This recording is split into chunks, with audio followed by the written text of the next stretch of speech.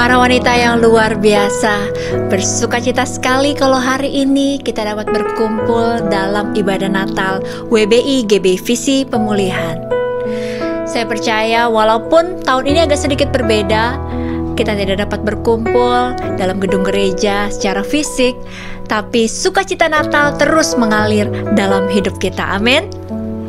Mari saya ajak kita semua untuk kita sungguh-sungguh memuji dan menyembah Tuhan. Kita siapkan hati kita hari ini.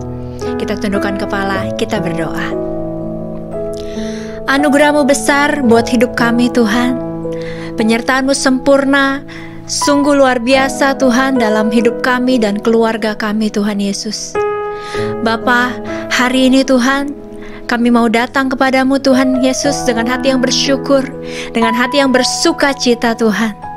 Sebab kami tahu Tuhan, Engkau yang hadir di tengah-tengah kami Tuhan pada hari ini. Kami buka hati kami, biar Roh Kudus yang mengurapi kami dari awal sampai akhir Tuhan. Di dalam nama Tuhan Yesus Kristus kami berdoa dan kami bersyukur. Haleluya. Amin. Mari kita bersuka cita, kita bersorak-sorai di dalam hadirat Tuhan. Sebab sukacita dari Tuhan adalah kekuatan bagi setiap kita. Amin. Angkat suara kita sama-sama. Kesukaan yang ceria, hanya ada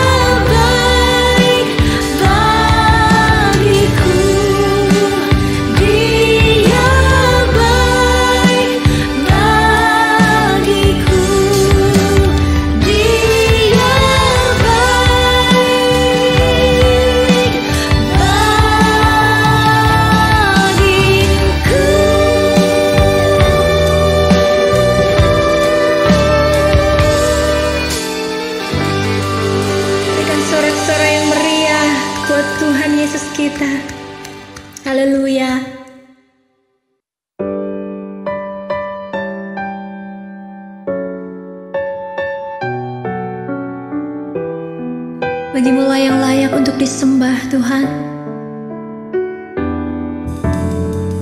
Penolong kami yang hidup, Juru Selamat kami yang mulia.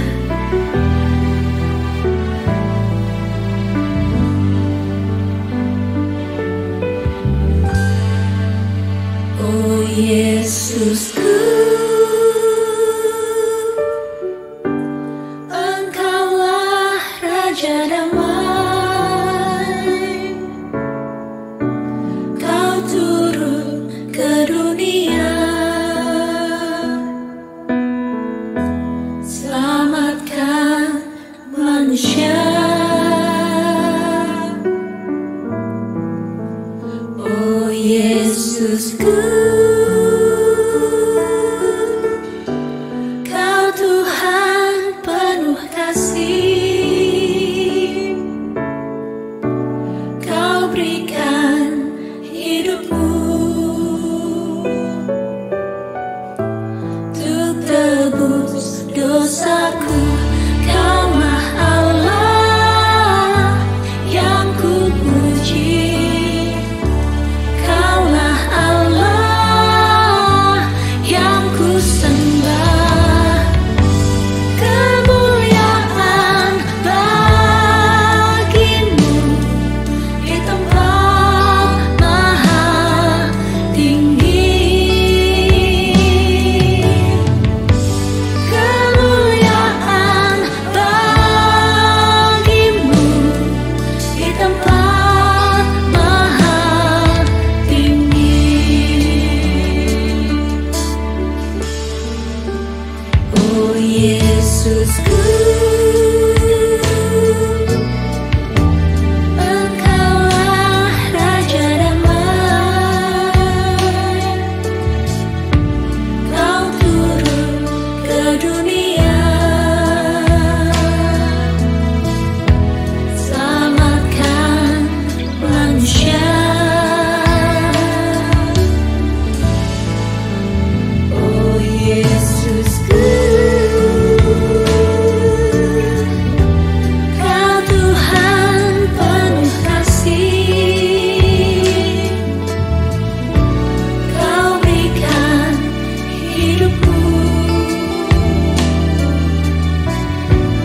untuk tebus dosaku. Kaulah Allah yang kupuji. Kaulah Allah yang kusembah. Kemuliaan bagimu di tempat maha tinggi. Kemuliaan bagimu di tempat maha tinggi.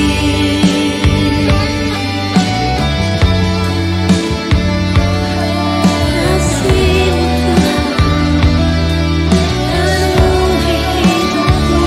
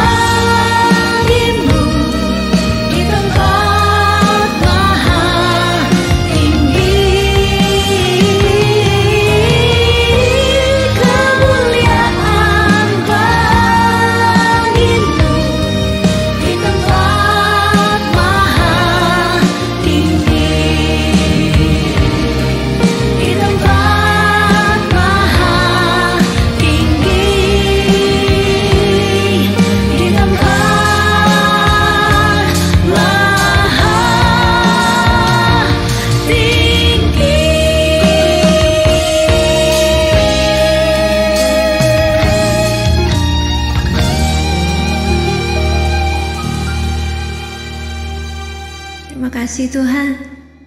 Kami siapkan hati kami untuk firman-Mu Tuhan Yesus pada hari ini. Dalam nama Yesus Kristus, haleluya. Amin. Salam semuanya, puji Tuhan, kita mengucap syukur kepada Tuhan. Hari ini kita boleh melayakan Natal bersama ya untuk wanita-wanita. Sebelum dengar firman Tuhan, mari kita satukan hati untuk berdoa. Bapa, di dalam nama Yesus kami mengucap syukur kepadamu Tuhan. Tuhan, Engkau baik, Engkau sungguh Tuhan luar biasa. Bapa, Engkau urapi kami semua yang mendengar firman-Mu supaya kami mengerti kebenaran firman-Mu. Urapi juga untuk hamba-Mu yang Roh Kudus mau pakai, urapi dengan kuat kuasa-Mu supaya setiap firman disampaikan semuanya murni dari Roh Kudus. Makasih Tuhan, dalam nama Yesus kami berdoa. Amin. Kita tema hari ini adalah Allah yang membebaskan. Diambil 2 Timotius pasal 1 ayat 10. Saudara, mari kita baca sama-sama. Dan yang sekarang dinyatakan oleh kedatangan Juru Selamat kita Yesus Kristus, yang oleh Injil telah mematahkan kuasa maut dan mendatangkan hidup yang tidak dapat binasa. Saudara, tahu gak Juru Selamat? Juru Selamat itu siapa? Kita kan setiap kali merayakan Natal kita bilang Juru Selamat. Juru Selamat itu siapa? Kita lihat di dalam Matius 1 ayat 21. Ia melahirkan anak laki-laki, engkau akan menamakan dia Yesus, karena dialah yang menyelamatkan umatnya dari dosa mereka. Kita semua adalah orang yang berdosa. Roma 3:23 mengatakan, semua orang telah berbuat dosa dan telah kehilangan kemuliaan Allah. Saudara, saya orang berdosa. Kita semua sebelum terima Yesus, kita orang berdosa. Apalagi saya dari Pontianak. Kami Pontianak dulu tidak mengenal Tuhan Yesus. Kami menyembah Allah lain. Nenek moyang kami dari keluarga papa, keluarga mama enggak mengenal Tuhan Yesus. Saudara, waktu saya enggak terima Yesus, saya hati enggak ada damai sejahtera, hidup dalam ketakutan, hidup dalam kayak kekosongan, kayak terikat, kayak merasa putus asa. Pada waktu umur 14 tahun, saya pernah mau bunuh diri. Saya udah ambil pisau mau bunuh diri. Tiba-tiba ada yang menjatuhkan pisau saya dan mengatakan, jangan anakku. Pada waktu umur 17 tahun aku akan selamatkan kamu. Waktu itu saya nggak tahu itu suara Tuhan Yesus karena kami tidak mengenal Tuhan Yesus. Pada saat 17 tahun, benar Tuhan luar biasa.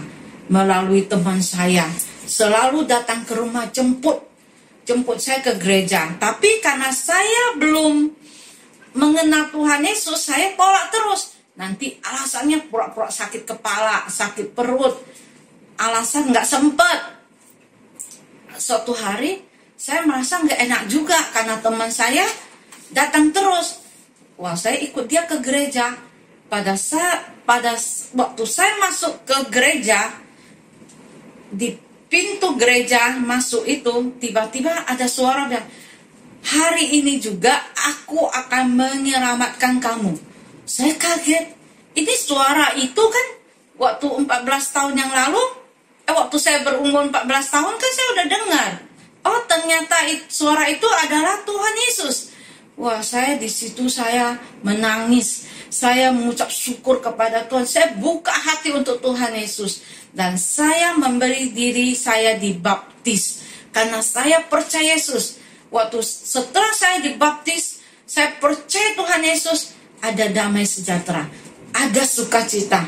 Saya merasakan hidup baru. Saya tidak takut lagi. Saya tidak khawatir lagi. Kita lihat di Roma 9 ayat 13. Sebab barang siapa yang berseru kepada nama Tuhan Yesus akan diselamatkan. Sejak saya terima Yesus, saya punya masalah apapun, saya panggil nama Tuhan Yesus. Karena saya tahu hanya melalui nama Tuhan Yesus bisa menolong saya. Tuhan Yesus bisa menyelamatkan saya. Saudara, kalau saudara menghadapi tantangan apapun, jangan panggil nama pendeta. Jangan panggil nama Petrus, Yakobus. Iblis nggak takut.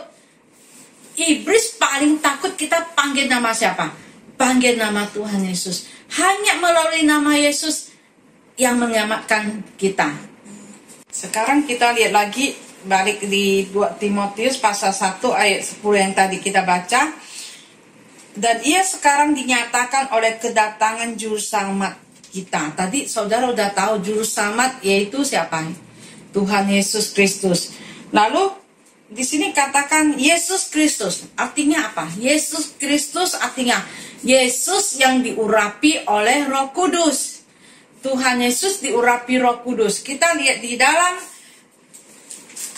Lukas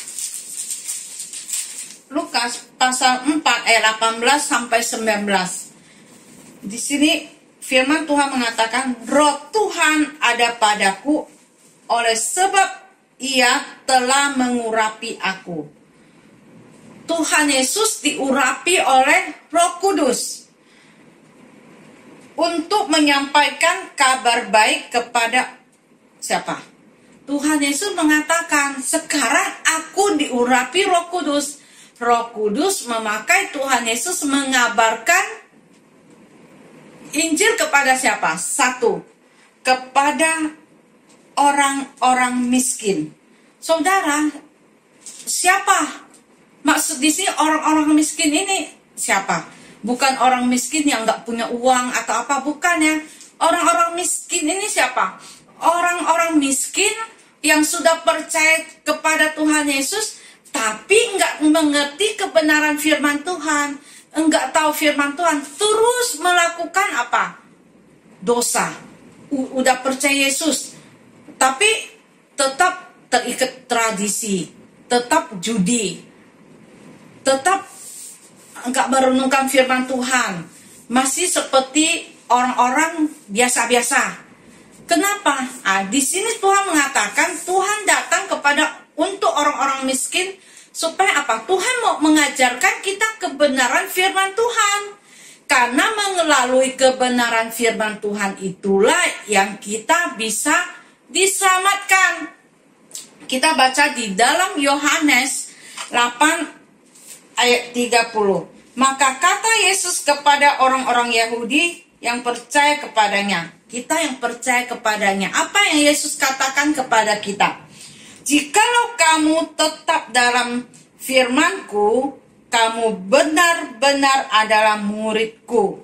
Jikalau saya dan saudara, kita ada firman Tuhan, kita merenungkan firman Tuhan, kita lakukan firman Tuhan, baru kita disebut apa? Murid. Ayat 32. Dan kamu akan mengetahui kebenaran, dan kebenaran itu akan memerdekakan kamu. Makanya kita harus tahu firman.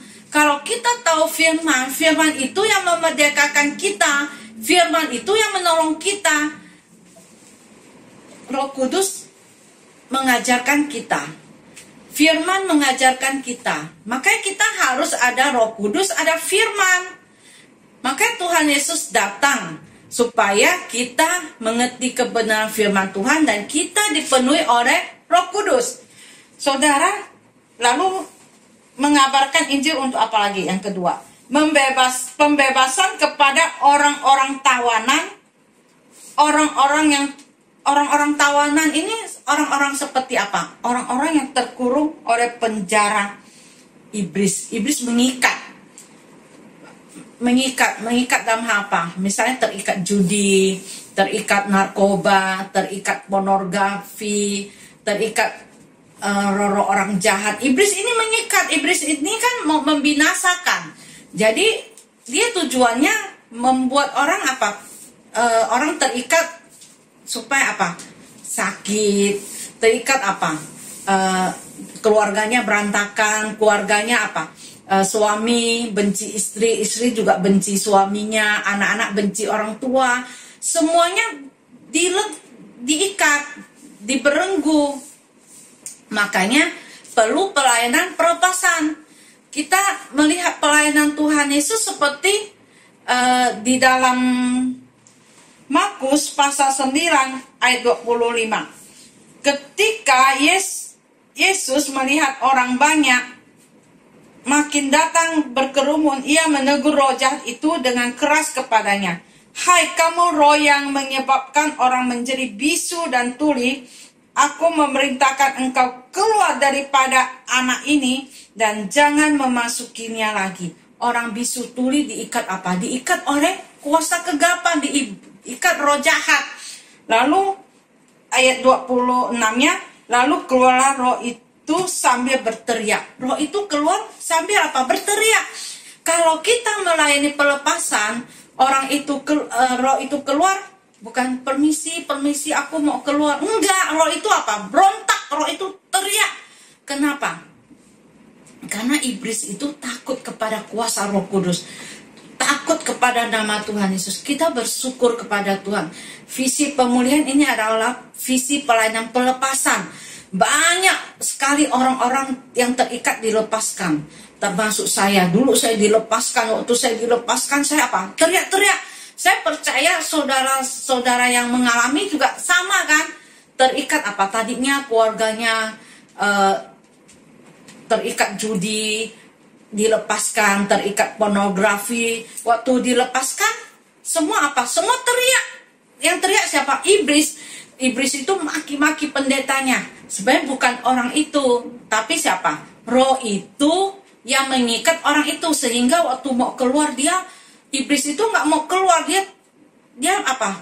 Dia teriak-teriak. Tapi kita percaya melalui kuasa urapan Roh Kudus, orang yang terikat itu akan dilepaskan dalam nama Tuhan Yesus. Puji Tuhan, kita melihat kuasa Roh Kudus melalui firman, melalui Roh Kudus. Banyak orang yang terikat dilepaskan, yang sakit dipulihkan, yang terikat judi dipulihkan, yang keluarganya hancur juga dipulihkan. Semua karena apa? Semua karena Roh Kudus, semua karena kuasa Roh Kudus dan firman. Tuhan Yesus juga menyampaikan kabar baik kepada apa? Penglihatan bagi orang-orang buta. Artinya Tuhan Yesus juga apa? Melayani bukan hanya pelepasan, orang-orang sakit disembuhkan. Kita lihat di dalam Kisah Rasul 10 ayat 38, yaitu tentang Yesus dari Nazaret, bagaimana Allah mengurapi dia dengan Roh Kudus dan kuat kuasa. Dia yang berjalan berkeliling sambil berbuat baik dan menyembuhkan semua orang yang dikuasai iblis, sebab Allah menyertai dia. Tuhan berkeliling sambil berbuat baik. Berkeliling berbuat baik artinya Tuhan melakukan apa? Kasih. Saudara, kita diurapi Roh Kudus. Tuhan juga datang supaya apa? Kita ada kasih. Melalui kasih kita tidak ada kebencian, kita bisa mengampuni, sehingga Tuhan bisa menyembuhkan kita. Mujizat-mujizat Tuhan terjadi. Mujizat apa yang terjadi? Bisa terjadi sakit penyakit. Kita misalnya mengalami masalah utang, kita mengalami masalah apapun, kita datang kepada Tuhan. Tuhan Yesuslah yang membebaskan kita, Tuhan yang menolong kita. Yang melalui sakit penyakit ya, Tuhan tuh luar biasa. Waktu saya sama Pak Tikno ke Pontianak, kami melayani satu encim, udah tua, 78 tahun. Encim ini belum mengenal Tuhan Yesus, tapi dia sakit. Dia sakit. Waktu saya dan Pak Tikno datang ke rumah dia, kami mengabarkan Injil Tuhan, ceritakan tentang firman Tuhan, dan doain dia, urapi dengan kuasa Roh Kudus. Setelah dia dengar firman Tuhan, setelah firman disampaikan, firman Tuhan kepada encim ini apa? Sembuh. Setelah dia sembuh, dia apa? Dia terima Tuhan Yesus. Sehingga semua rumah-rumah yang bukan milik Tuhan dibereskan, dibersihkan, sehingga dia mau benar-benar percaya kepada Tuhan Yesus. Melalui Tuhan Yesus, dia disembuhkan. Saudara, mujizat Tuhan pasti terjadi. Saudara jangan takut sakit penyakit apapun. Sakit penyakit apapun, masalah apapun yang saudara hadapi, percayalah Tuhan sanggup menyembuhkan, Tuhan sanggup menyelesaikannya. Yang penting kita sungguh-sungguh percaya kepada Tuhan Yesus. Mujizat Tuhan luar biasa. Yang sakit jantung disembuhkan, yang sakit penyakit X juga disembuhkan, yang lumpuh berjalan. Tuhan tetap nyatakan kuasanya. Yang penting kita tetap apa? Tetap percaya mujizat Tuhan. Kita sungguh-sungguh percaya kepada Tuhan Yesus. Lalu kita lihat lagi, Tuhan Yesus mengabarkan Injil untuk apa? Orang-orang yang tertindas. Siapa orang-orang yang tertindas? Orang-orang yang tertindas yaitu apa? Patah hati, patah semangat, jiwanya tertekan.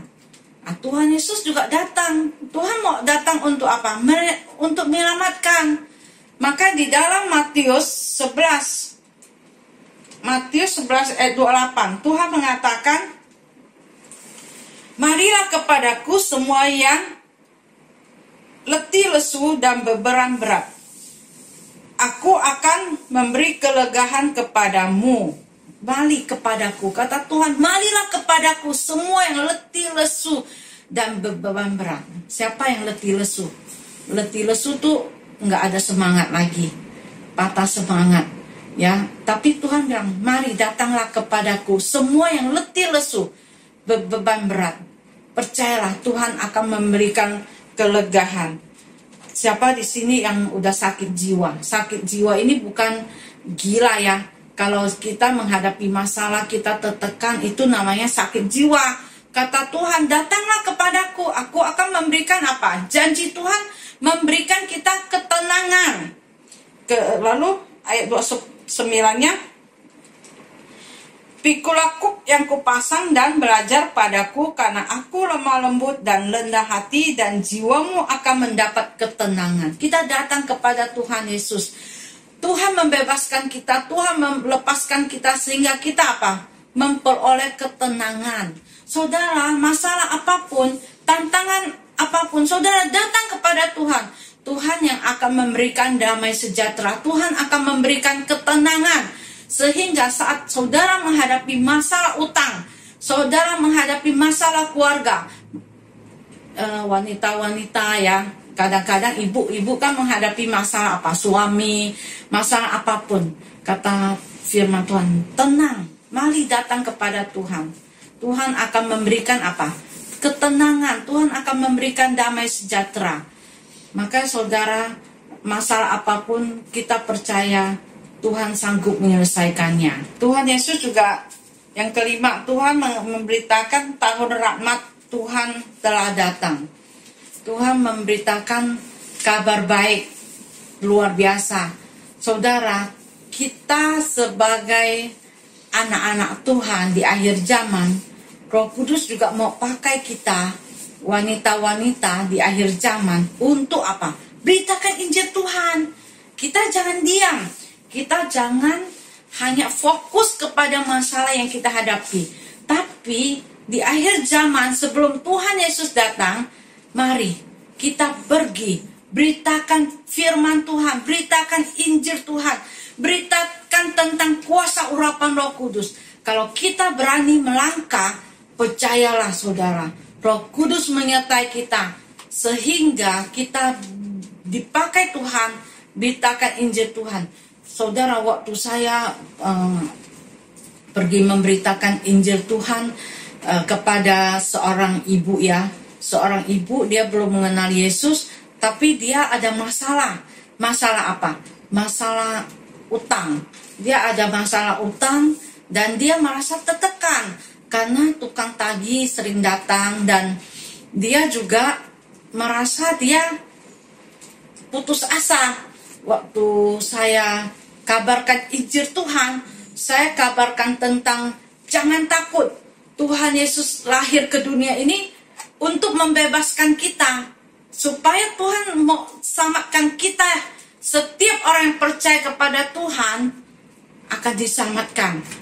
Ibu itu waktu mendengar kabar Injil Tuhan, dia buka hati, dia terima Tuhan Yesus. Saudara, puji Tuhan, sekarang dia sudah terima Tuhan Yesus. Kita mengabarkan Injil Tuhan bukan hanya supaya orang percaya Yesus. Kita harus mengabarkan Injil supaya orang mau datang diurapi Roh Kudus. Saudara, kalau orang hanya percaya Yesus tapi nggak diurapi Roh Kudus, dia tetap akan berbuat dosa. Yang bisa menolong kita adalah Roh Kudus. Roh Kudus inilah yang bisa menolong kita. Roh Kudus inilah penolong kita. Makanya kita harus memberitakan Injil Tuhan tentang kuasa Roh Kudus. Saudara, iblis paling takut kepada siapa? Kepada Roh Kudus, kuasa Tuhan, nama Tuhan Yesus. Waktu kami melayani, ya, ada seorang ibu terikat roh jahat. Dia terikat roh Lucifer. Kami semua tim hamba-hamba Tuhan mendoakan, orang itu nggak bisa berhenti, tetap melawan. Akhirnya kami berbahasa roh. Waktu kami berbahasa roh, kami minta Roh Kudus yang melepaskan dia. Apa yang terjadi? Orang itu dilepaskan. Kenapa? Karena kuasa Roh Kudus. Maka saudara, kita di akhir zaman ini kita perlu firman Tuhan. Kita harus penuh Roh Kudus. Hanya melalui firman dan Roh Kudus yang bisa menolong kita. Amin. Saudara, sebelum kita minta urapan Roh Kudus, saudara masing-masing buka hati, mengaku. Kita minta doa pengampunan. Di dalam 1 Yohanes 1:9 mengatakan, kalau kita mengaku dosa kita, kesalahan kita, Tuhan adalah Tuhan yang setia, Dia akan mengampuni kita. Mari kita satukan hati, minta ampun sama Tuhan. Jangan minta berkat, jangan minta apapun. Minta ampun sama Tuhan dan kita minta urapan Roh Kudus. Hanya itu saja. Tuhan Yesus, ampuni semua dosa kesalahan kami. Semua apa yang telah kami lakukan, baik sengaja maupun tidak sengaja, kami minta ampun. Ampuni kami Tuhan, ampuni kebodohan kami, kesalahan kami. Bapa, saat ini kami minta urapan Roh Kudus. Roh Kudus, urapi kami dan kuasa urapan-Mu, supaya kami Tuhan dipenuhi oleh Roh Kudus. Kami percaya hanya melalui firman, hanya melalui Roh Kudus yang membuat kami kuat. Saudara, sekarang angkat kedua tangan, kita minta urapan Roh Kudus. Saudara berbahasa roh. Arapasera papa papa rapasera papa papa papa arapasera papa papa papa papa arapasera papa. Terima kuasa Roh Kudus. Roh Kudus mengurapi, yang sakit disembuhkan, yang terikat dilepaskan. Roh Kudus urapi dengan kuasa-Mu Tuhan. Roh Kudus yang bebaskan, supaya mereka Tuhan diberikan kemenangan. Kami percaya hanya melalui Roh Kudus. Roh Kudus yang memberikan kemenangan, Roh Kudus yang membebaskan. Arapasyara papa papa pasyara papa papa arapapa papa papa papa papa arapasera papa papa papa arapapa papa papa papa sera papa arapasyara papa papa papa papa. Terima kasih Roh Kudus, kami mengucap syukur kepadamu Tuhan. Kami sudah mendengar firman-Mu, kami sudah diurapi Roh Kudus. Roh Kudus terus pakai kami, supaya kami menjadi orang yang menang, supaya kami menjadi orang yang setia, orang yang taat kepada Engkau. Makasih Bapa, dalam nama Yesus kami berdoa. Amin. Shalom. Semua. Pada hari ini kami mau memberikan sedikit kesaksian bagaimana Tuhan begitu baik terhadap kami, keluarga kami, terutama untuk suami saya, Daniel Andrea Tong.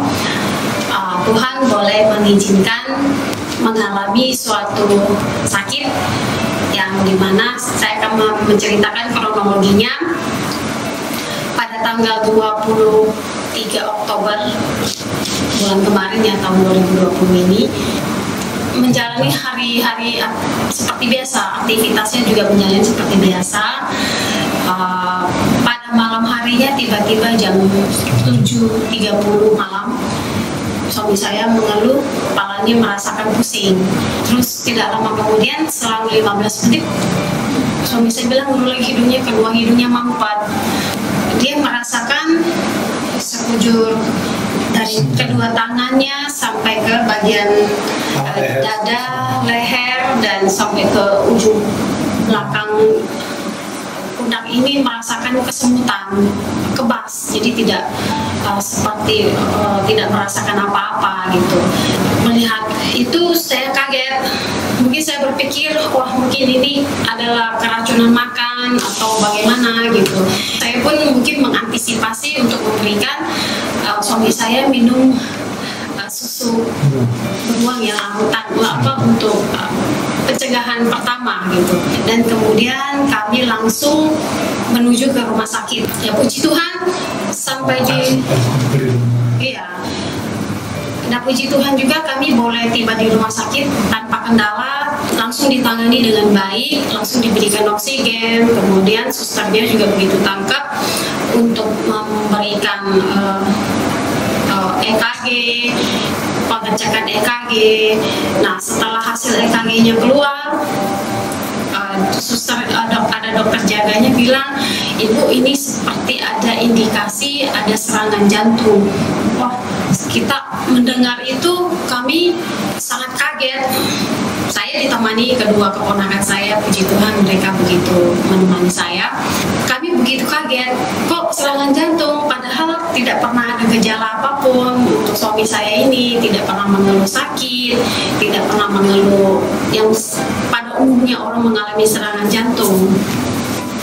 Nah, setelah itu dokter memberikan obat pengencer darah dan obat darah tinggi. Setelah itu berangsur-angsur dalam 3 jam suami saya merasakan pemulihan. Pada esokan pagi suami saya dipindahkan ke ruangan intermediate untuk menjalani perawatan. Dokter itu langsung mengadakan pemeriksaan EKG kembali, terus memang menyatakan memang ada serangan jantung. Setelah itu di echo. Setelah di echo dokter bilang kayaknya ini harus di kateter mungkin, jadi untuk mengetahui lebih detail lagi, lebih jelas lagi apakah ini sumbatan, seberapa sumbatan atau berapa titik sumbatan gitu. Nah udah pas malam sebelum mengadakan kateterisasi dokter juga bilang ya mungkin ini pasti ada penyumbatan, tapi kita nggak tahu penyumbatannya berapa persen. Ya mungkin prediksi dokter bisa 1 atau 2 titik. Nah dokter bilang seandainya pas mengadakan kateter ditemukan ada 1 atau 2 titik yang sumbatan, jadi dokter langsung mengadakan tindakan untuk pemasang ring. Nah jadi kita dari keluarga kita oke, jadi lakukan, memang itu yang terbaik, silakan dilakukan. Nah pas jam 5.30 sore suami saya dibawa ke ruangan untuk persiapan kateterisasi. Nah sedang berjalan pemeriksaan kateterisasi, dokternya memanggil saya masuk. Dokter itu menjelaskan, ibu, dokter itu saya juga terlihat kok dokternya sepertinya panik gitu. Dan dokter bilang, ibu ini suami ibu sudah tidak bisa dilakukan pasang ring karena ini penyumbatannya sudah begitu banyak. Kalau dihitung bisa 7 titik yang sudah tersumbat. Jadi ada 3 saluran darah dari ke jantung itu. Jadi yang atas itu sudah tersumbat 100%, yang di bawah sudah tersumbat 100%, yang di tengah sudah tersumbat 90%, dan yang lain-lain ada yang 80%, ada yang 70%. Jadi dokter bilang ini sudah tidak bisa lagi dipasang ring. Seandainya dipasang ring ini mungkin bisa lebih dari 4 ring yang ada dipasang. Jadi ini sudah kurang bagus untuk pasien gitu. Jadi dokter menyarankan ini harus di bypass. Mendengar bypass, jujur saya sangat syok. Ini kok bisa sampai tiba-tiba ini terjadi gitu. Karena selama ini tidak pernah ada keluhan apapun. Ternyata bisa sampai penyumbatan yang begitu luar biasa. Saya bertanya sama dokter apakah pernah nih mengalami mempunyai pasien sumbatan yang seperti sedahsyat ini, Tapi biasa-biasa aja. tapi kondisinya itu seperti biasa aja, tidak ada mengeluh sakit, tidak ada mengeluh apa-apa gitu.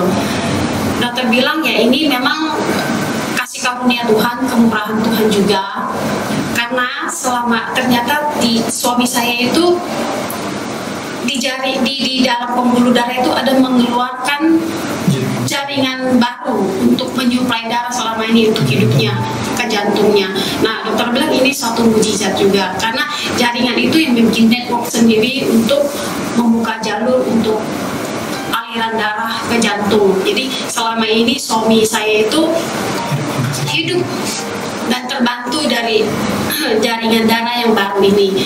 Nah, ini adalah suatu mujizat. Singkat cerita, jadi kami pun dengan keluarga kami langsung mengiyakan untuk operasi bypass. Jujur pada saat itu memang saya tahu biaya-biayanya itu tidak kecil ya. Tapi saya tahu pasti Tuhan sudah bukakan jalan buat kami semua gitu. Jadi setelah kita ACC untuk melakukan bypass, karena rumah sakit yang kami rujuk pertama itu alat operasinya kurang lengkap, jadi kami dirujuk ke rumah sakit yang lebih besar di Kelapa Gading untuk melakukan bypass. Tanggal 29 Oktober kami dirujuk dipindahkan ke rumah sakit yang di daerah Kelapa Gading yang lebih besar. Selama di rumah sakit, suami saya tidak ada keluhan apapun, seperti orang seperti biasa.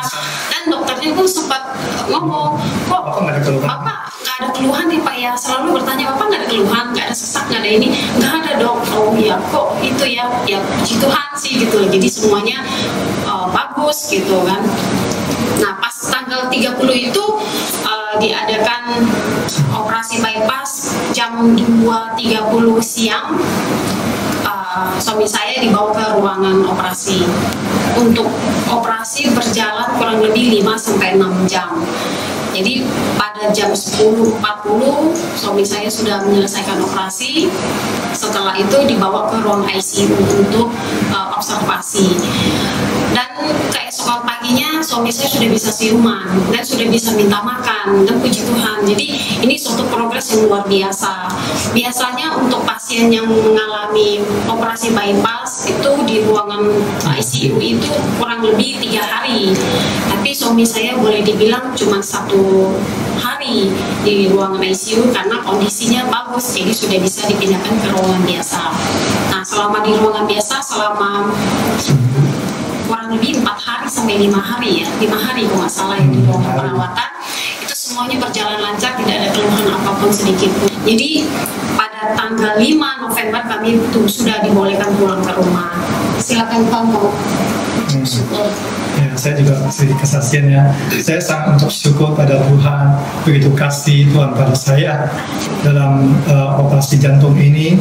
Semua bukan karena kekuatan saya, semua karena kasih karunia Tuhan dan pertolongan Roh Kudus, dan semua juga berkat juga doa-doa daripada gembala, semua hamba Tuhan yang luar biasa, semua tim doa juga, dan teman-teman seiman semua yang selalu berdoa mendukung saya, baik dalam saya sebelum operasi sampai sekarang. Saya ucap terima kasih pada semuanya, dan sekarang saya sudah sehat kembali, sudah kuat, dan makanya saya bisa menyaksikan semua ini atas semua kasih karunia Tuhan yang luar biasa kepada saya dan istri dan keluarga besar semuanya.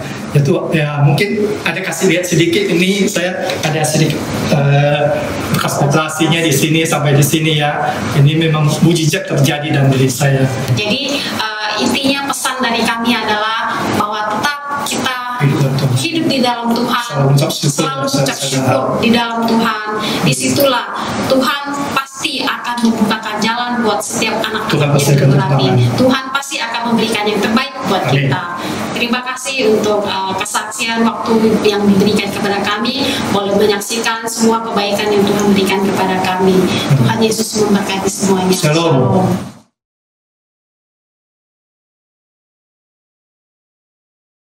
Shalom saudara-saudara, mari siapkan lilin saudara, kita akan masuk di dalam acara penyalaan lilin.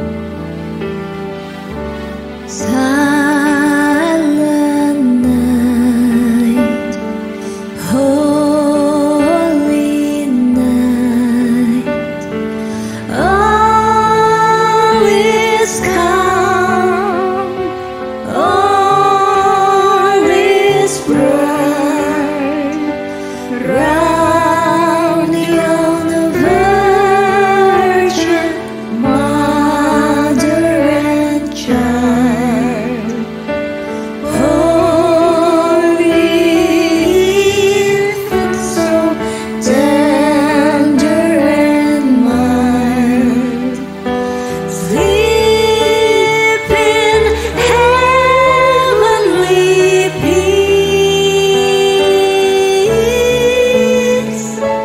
sleep in heavenly peace.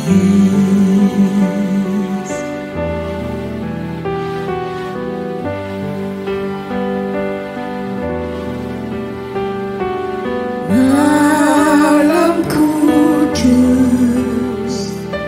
sunyi senyap, bintangmu gemerlap, juru selamat manusia. Ada datang di dunia, Kristus anak Daud, Kristus anak Daud. Para wanita yang dikasihi oleh Tuhan Yesus dan dipulihkan oleh Roh Kudus, mari bangkit untuk Tuhan Yesus yang telah lahir menyelamatkan kita. Kasihilah Dia lebih lagi. Hiduplah kudus. Tidak lama lagi Yesus akan datang untuk menyelamatkan kita, menjemput kita. Siapkan dirimu. Haleluya. Malam kudus, sunyi senyap, bintangmu gemerlap, juru selamat manusia.